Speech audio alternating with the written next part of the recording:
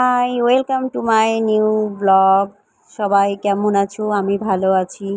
তো চলে এসেছি আজকে একটা ছোট্ট ব্লগ নিয়ে, তোমরা দেখতে থাকো। দেখে আশা করি বুঝতেই পারছো। কদিন ধরে খুব গরম পড়েছে, তাই আজকে তোমাদের দাদা ভাইকে বললাম যে আমি একটু নদীতে যাব স্নান করতে। সেই জন্য আজকে বেরিয়ে পড়েছি একটু নদীতে স্নান করার জন্য। বিয়ের পর অনেক বছর হয়ে গেছে নদীতে স্নান করা হয় না। তো আমার খুব ভালো লাগে নদীতে স্নান করতে। তোমাদের কার কার ভালো লাগে নদীতে স্নান করতে একটু আমাকে বলবে। আজকে অনেক বছর পর আজকে যাচ্ছি নদীতে।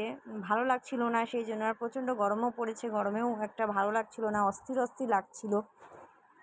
সেই জন্য তোমার দাদাভাইকে আজকে বললাম যে আমাকে একটু নদী থেকে আজকে স্নান করিয়ে নিয়ে আসো। তাই আমরা দুপুরে বেরিয়ে পড়েছি নদীতে স্নান করার জন্য।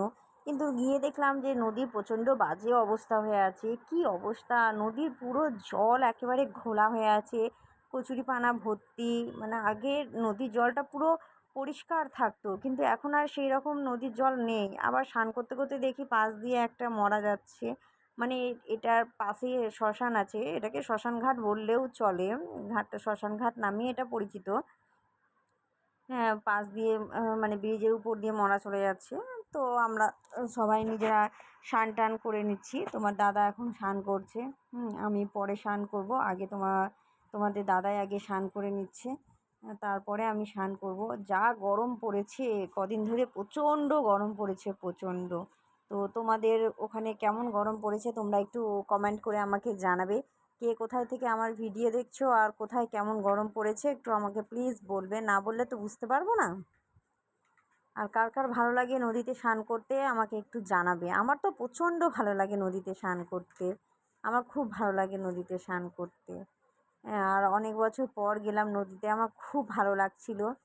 হ্যাঁ, কিন্তু নদীর জল এতটাই বাজে যে ভালো মতন স্নানও করতে পারলাম না, প্রচণ্ড ঘোলা। আর নিচে পুরো কাদা, কাদা ভর্তি নিচে, যার জন্য ভালো করে স্নানও করতে পারলাম না।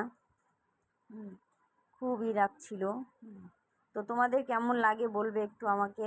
তোমাদের নদীতে স্নান করতে তোমাদের কেমন লাগে একটু বলবে।